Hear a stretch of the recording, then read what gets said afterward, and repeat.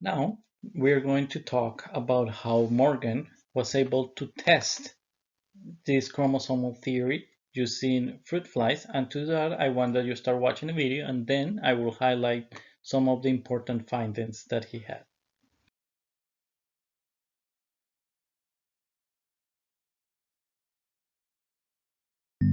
When Morgan sits down in 1915 and writes the PNAS paper, it's got to be one of the most beautiful papers that's ever written.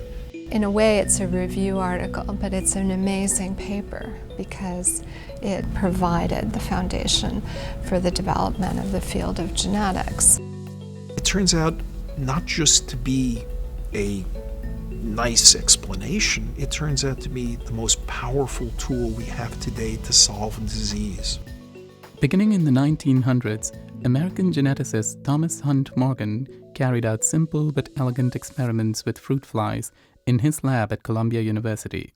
These experiments established for the first time that genes are physically located on chromosomes. So when genes were first conceived by Gregor Mendel in 1865, they were just totally abstract ideas until people who studied cells, cytologists, noticed this funny structure in the nucleus of cells called chromosomes. They had no idea what chromosomes were. Somehow, chromosomes might be the home on which genes lived. It's a great idea, chromosome theory of genes, but how would you ever prove it? That's where Morgan comes in. In the fly room, Morgan set out to test the effect of mutations on the physical traits of fruit flies. And he noticed one day a very unusual fly. Normal flies have red eyes. This one had white eyes, and it was a white-eyed male. And he decided to study its properties. So he crossed it to a normal female, and all of the offspring had normal red eyes. And then he crossed those first-generation flies again to a normal father, actually. And what he found was completely different than what anybody had found before. Namely, the white-eyed trait reappeared in the second generation, but only in the male flies. What was going on? Well, Morgan realized that the transmission pattern matched perfectly what you would expect for chromosome X and chromosome Y. So understanding that chromosomes were the carriers of genetics gave us a way to really tie together how one could follow transmission of traits through crosses and through inheritance. So it really gave us a mechanistic understanding of inheritance. Morgan's findings went further.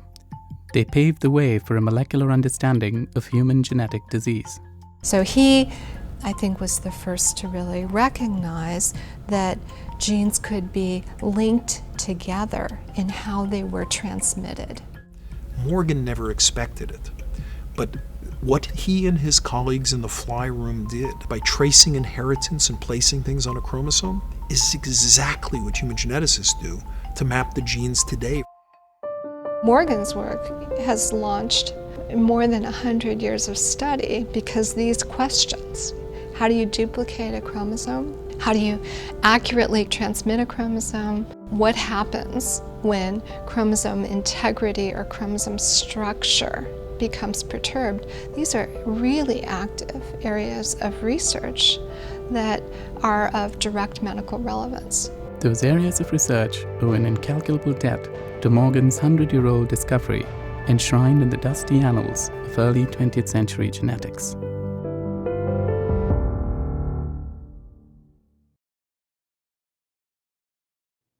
So now that you watched the video, I'm going to highlight a few things. So first thing that I want that you remember is that thanks to Morgan, we were able to experimentally test the chromosomal theory. And how he did it, remember this will be in the test. He used fruit flies and the scientific name. So fruit flies are Drosophila melanogaster. So here you find here Thomas Morgan, and fruit flies became the key tool to study genetics for many years. Right now we have many more model organisms, and some of them they are closer, more related to humans, like mice, like zebrafish, and we are still using it.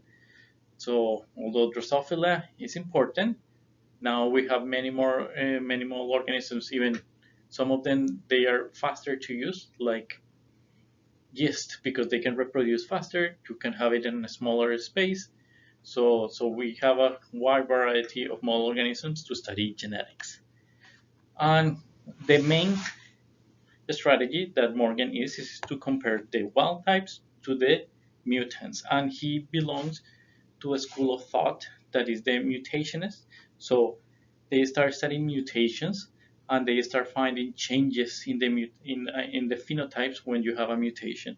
So in that way, they start thinking about evolution and they start thinking about genetics in a different way using this mutation. So remember, second thing that you need to remember how he did it.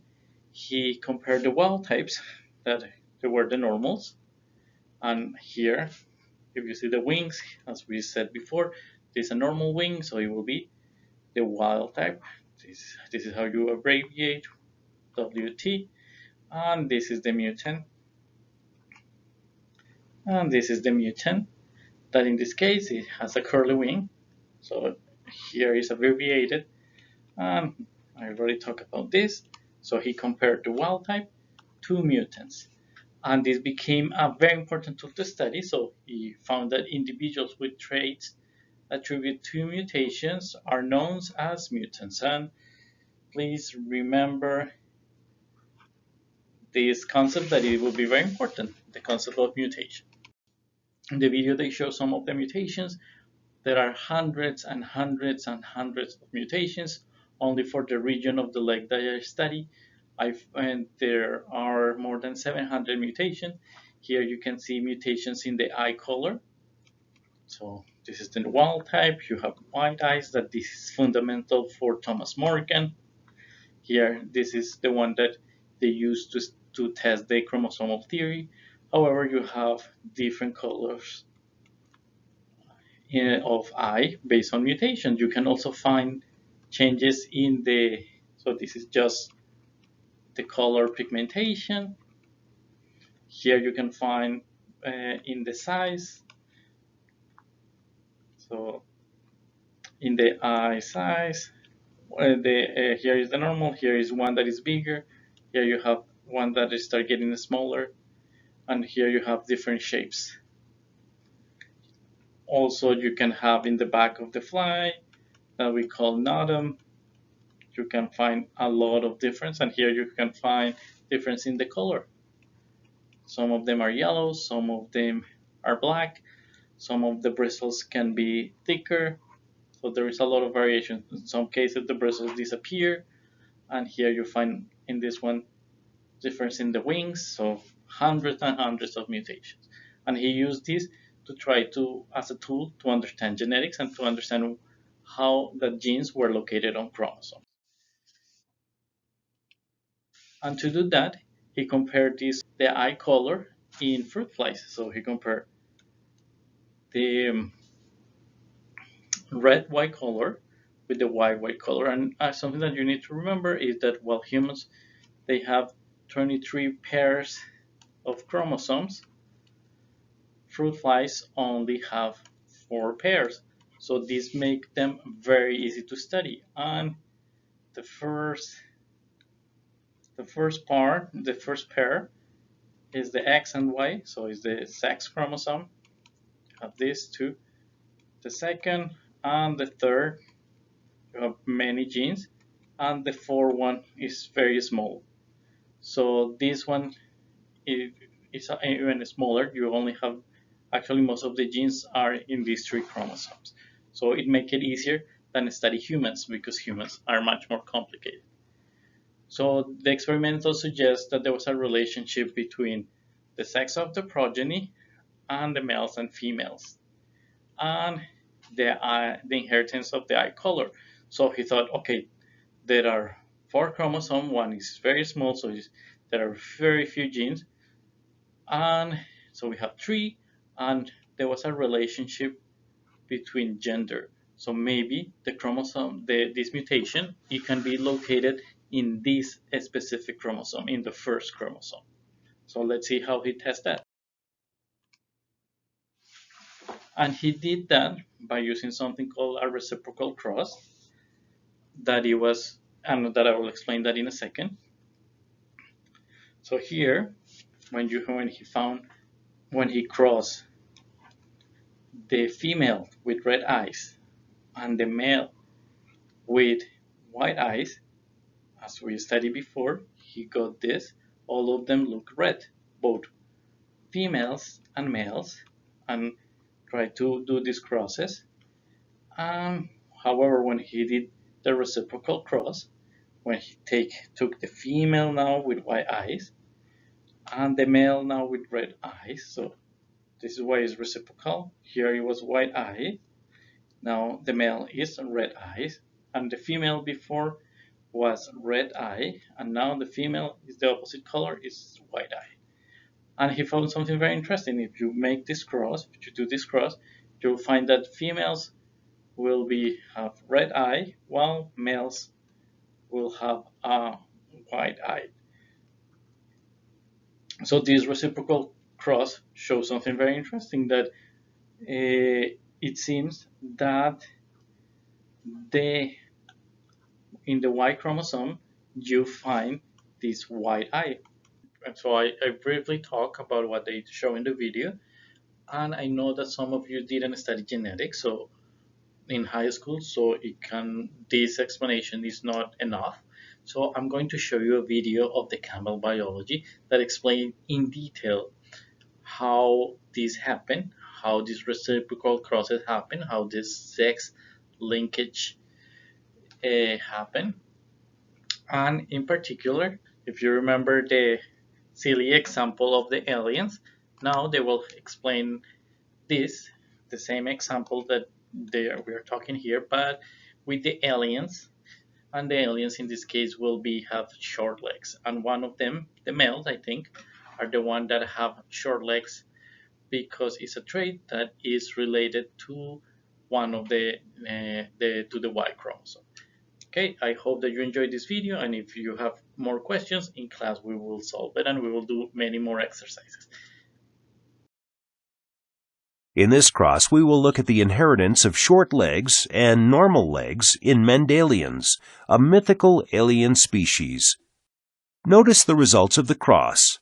All sons have the same phenotype as the mother, and all daughters have the same phenotype as the father. The simplest hypothesis is that the short legs trait is caused by a sex-linked recessive allele on the X chromosome. Let's find out what happens when you cross two F1 individuals. Observe the results. Rounding off, we get 38 normal females, 33 short females, 41 normal males, 35 short males. Let's add genotypes to the crosses. We will use small s for the short legs allele and capital S for the normal legs allele. There is a recessive small s allele on each of the parental female's X chromosomes, while the parental male has the normal capital S allele on his X chromosome and no allele on the Y chromosome. The F1 female has the normal phenotype because she inherited the recessive allele on the X chromosome from her mother, but she inherited the normal allele on the X chromosome from her father. The F1 male has the recessive phenotype because he inherited the recessive allele on the X chromosome from his mother, and there is no allele on the Y chromosome that he inherited from his father. A trait is inherited as an X-linked recessive if a cross between a female with the recessive trait and true-breeding normal male results in all male offspring having the recessive trait, and all female offspring having the normal phenotype. Now let's add genotypes to the F1 cross. Assuming that our F1 individuals have the genotypes worked out in the previous step, we would predict that the F2 generation would have a ratio of 1 normal female to 1 short female to 1 normal male to 1 short male. These expected ratios are approximately matched by our observed F2 results of 38 normal females to 33 short females to 41 normal males to 35 short males.